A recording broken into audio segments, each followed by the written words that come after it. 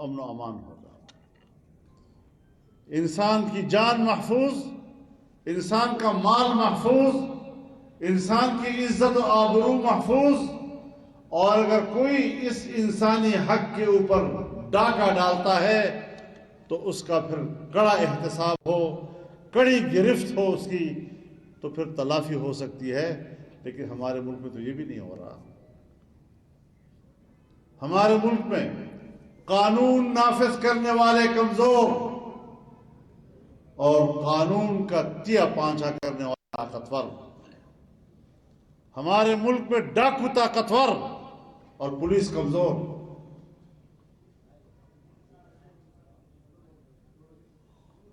یہ کیسی ریاست ہے جہاں ایک شہری کی حیثیت میں صبح گھر سے نکلتا ہوں تو یہ یقین نہیں کہ میں شام کو محفوظ واپس آؤں یا نہ آؤں۔ کہیں عسکریت پسندی ہے، کہیں ڈاکے ہیں، کہیں اغواکاری ہے، کہیں چور بازاری ہے۔ ان فتنوں نے جڑیں کر لی ہیں ہمارے معاشرے میں۔ کب ہم نے نکلنا ہے یہاں سے؟ اسلام سب سے پہلے امن کی بات کرتا ہے، انسانی حقوق کے تحفظ کی بات کرتا ہے۔ اسلام خوشحال معیشت کی بات کرتا ہے، اور ہم نے یہ سوچ لیا ہے کہ شاید قرآن و سنت اور اللہ کا دین اس حوالے سے ہماری رہنمائی ہی نہیں کر رہا۔ آپ نماز پڑھیں، خوشی سے پڑھیں، آپ روزہ رکھیں، آپ زکوٰۃ دیں، حج کریں، خاندانی نظام میں نکاح کریں، میراث تقسیم کریں، یہ آپ کا معاملہ ہے، یہ آپ کے گھر کا معاملہ ہے، آپ کی ذات کا معاملہ ہے، آپ کے خاندان کا معاملہ ہے۔ ملک کا معاملہ کیا ہے؟ ملک کا معاملہ ہے انسان کے حق کا تحفظ، ملک کا معاملہ ہے معیشت کی بہتری اور خوشحال معیشت قوم کو دینا۔ ہم نے نعرے لگائے ہیں لیکن ہم پیچھے آئے ہیں، اوپر نہیں گئے۔ کب تک ہم نعروں کے پیچھے چلتے رہیں گے؟ کب تک نعرے لگا کر ہم لوگوں کو اپنے پیچھے چلاتے رہیں گے؟ کب حقیقت کو سمجھیں گے؟ کب اس بات کو سمجھیں گے کہ ہم فیصلے غلط کر رہے ہیں اور بار بار غلط کر رہے ہیں؟ تو غلط فیصلے پر غلط فیصلہ اور غلط فیصلے پر غلط فیصلہ کبھی اچھے نتائج دے سکتا ہے؟ اس لیے اگر ہم نے کوئی آگے کی طرف بڑھنا ہے، یہ جو ہم نعرے لگاتے ہیں، ان نعروں کا مطلب کیا ہوگا؟ ہم عوام کی کمزوری جانتے ہیں، ہمیں عوام کے کرب کا پتہ ہوتا ہے،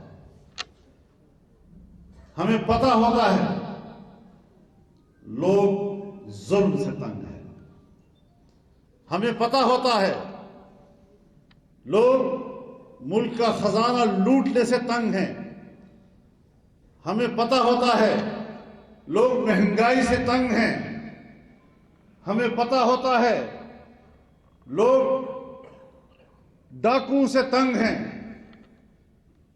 بدامنی سے تنگ ہیں، ہمیں پتہ ہوتا ہے۔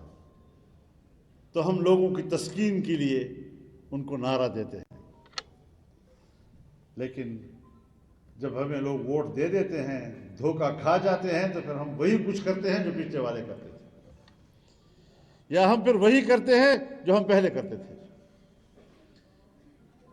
لہذا عوام کے سامنے جواب دہ ہونے کے ساتھ ساتھ سب سے پہلے ہمیں اپنے رب کے سامنے بھی خود کو جواب دہ سمجھنا چاہیے۔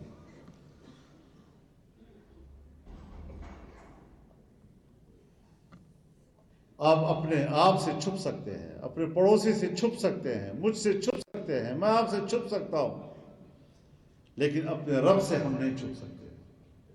وہ ہمارے دلوں کے بھید جانتا ہے، ہمارے دلوں کے ارادے جانتا ہے، ہمارا خلوص جانتا ہے، ہماری منافقت جانتا ہے۔ تو پھر یہ حالات تو ہوں گے، جیسے رب العزت نے فرمایا ضرب الله مثلا قرية كانت آمنة مطمئنة يأتيها رزقها رغدا من كل مكان فكفرت بأنعم الله فأذاقها الله لباس الجوع والخوف بما كانوا يصنعون. اللہ تعالیٰ نے ایک ایسی آبادی کی مثال دی جہاں امن بھی تھا، جہاں سکون و اطمینان بھی تھا، انسانی حقوق محفوظ تھے، جان محفوظ، مال محفوظ، عزت و آبرو محفوظ، سکون کی زندگی گزر رہی تھی، اور روزگار بھی کھچ کھچ کر ہر طرف سے ان کے پاس آ رہا تھا، زبردست معاشی خوشحالی تھی ان کے پاس. لیکن جب لوگوں نے اللہ کی ان نعمتوں کا کفران کیا، اس کا انکار کیا، تو پھر اللہ نے مزہ چکھایا ان کو. کس چیز کا؟ دو عذابوں کا، ایک بھوک کا عذاب اور ایک خوف کا عذاب. کیا یہ دونوں چیزیں آج ہمارے پاس نہیں ہیں؟ ذرا عام آدمی سے پوچھیں نا، محلے کے اندر آپ جائیں نا، ذرا دیہاتوں میں جائیں، ذرا اپنے گوٹوں میں جائیں، چھاپڑی والے کے پاس جائیں، کیا وہ شام تک اپنے بچوں کے لیے کھانے کی چیز لا سکتا ہے؟ کیا اس کی جیب میں قوت خرید موجود ہے؟ چند لوگ ذرا اچھا کھانا کھا لیتے ہیں، سمجھتے ہیں ساری دنیا جو ہے پیٹ بھری ہوئی ہے. بدامنی کا کیا حال ہے؟ ہم تو سوچتے رہے کہ ہم الیکشن میں نکلیں گے کیسے، پبلک میں کیسے جائیں گے. آج بھی بلوچستان اور خیبر پختونخوا میں لوگ اس خوف کے سائے میں الیکشن لڑ رہے ہیں، اور ہر ہفتے میں ایک آدھ واقعہ ہمارے ساتھ ہو جاتا ہے، لیکن ہم اس پر سکوت اختیار کرتے ہیں تو ماحول نہ بگڑے، جتنا ماحول بہتر بن سکے. پاکستان افغانستان کے درمیان صورتحال میں تلخی آئی تو اسی بنیاد پہ آئی. ہم امن کی بھیک مانگنے در در پھر رہے ہیں، کبھی افغانستان جاتے ہیں، کبھی اپنے سے بیٹھتے ہیں. کیا پڑی ہے ہم بھی آرام سے پبلک میں جا کر لوگوں کے سامنے بات کر سکتے ہیں، بڑی بڑی باتیں کر سکتے ہیں. ہم بھی ریاست مدینہ کے الفاظ استعمال کر سکتے ہیں، ہم بھی خلافت راشدہ کی بات کر سکتے ہیں. مولوی سے بہتر کون بیان کر سکتا ہے اس کو؟ لیکن عوام کو صحیح راستہ بتانا چاہیے، زمینی حقائق سے لوگوں کو آگاہ کرنا چاہیے. پبلک میں جائیں، صحیح بات کریں، دل میں ڈالنے والا کام اللہ کا ہے، نہ میرا ہے نہ آپ کا. اگر اللہ رب العالمین کی ذات جناب نبی کریم صلی اللہ علیہ وسلم سے مخاطب ہو کر وہ فرماتے ہیں اِنَّكَ لَا تَهْدِي مَنْ أَحْبَبْتَ، جس کو تو چاہے کہ ہدایت مل جائے نہیں دے سکتا، وَلَكِنَّ اللَّهَ يَهْدِي مَن يَشَاءُ، جسے اللہ چاہے گا ہدایت ملے گی. دل میں بات ڈالنا یہ پھر اللہ پہ چھوڑ دینا. ہاں، آپ کا اخلاص کام کرے، دل سے جو بات نکلتی ہے اثر رکھتی ہے. آپ دل کی بات کریں، لوگ آپ سے متاثر ہوں گے، لوگ آپ کی بات کو سمجھیں گے. ہمیں تو ایک آدھ دفعہ کچھ موقع ملے ہیں صوبہ خیبر پختونخوا میں حکومت کرنے کے، جو ہم سے ہو سکا ہے، کیونکہ آج کل حکومت کرنے والا حکمران نہیں ہوتا جی، اس کا گرد پیش حکمران ہوتا ہے. حکومت کرنے والا پھنسا ہوا ہوتا ہے ان کے بیچ میں. ہم نے ایک قانون بنایا اور اس قانون میں ہم نے حیوانات تک کے حقوق کا تحفظ کیا، اس قانون میں ہم نے درختوں اور نباتات تک کے حقوق کا تحفظ کیا. اور جب اسمبلی میں پاس ہو گیا، 1 سال تک پورے ملک پہ ہم نے اس پہ ڈیبیٹ کی، 1 سال تک. اور صرف 2 باتیں ہم پبلک سے کہتے تھے. ہم سیکولر مائنڈڈ لوگوں کو بھی بلاتے تھے اس سیمینارز میں، اور ان سے ہم کہتے تھے کہ آپ ہمارے اس بل کو پڑھیں، کوئی بات آپ کو شریعت سے متصادم نظر آئے، کوئی بات آپ کو آئین سے متصادم نظر آئے، آپ نشاندہی کر ہم اصلاح کریں گے۔ اور بہت اصلاح کی اس کی، بہت سی چیزیں ایسی تھی کہ ہم نے لوگوں کے مشورے مانے اور پھر جا کر پاس کیا۔ تو جنرل مشرف صاحب بنفس نفیس سپریم کورٹ میں گئے اور سپریم کورٹ سے فیصلہ دے دیا کہ اس میں اتنے شقے آئین سے متصادم۔ ہم نے پھر سپریم کورٹ کی بات مانی اور سپریم کورٹ کی بات مان کر ان 3-4 حصوں کو نکال دیا اس سے اور پھر پاس کیا۔ اور جب دوبارہ پاس کیا تو پھر وفاقی حکومت اسی سپریم کورٹ میں گئی۔ سپریم کورٹ نے یہ نہیں کہا کہ یہ کیس تو میں دیکھ چکا ہوں، اس پر تو میں فیصلہ دے چکا ہوں، اس میں اگر کوئی چیز مجھے آئین سے متصادم نظر آئی میں نے نکال دی ہے۔ نہیں، اس نے 3-4 اور دفعہ نکال دی اس سے، اور اس سے وہ غیر مؤثر ہو گئی۔ یہ حشر کرتی ہے آپ کی اسٹیبلشمنٹ اور آپ کی عدلیہ ہمارے اسلامی قانون کے ساتھ، اور ہاتھ بھی ان کا اونچا۔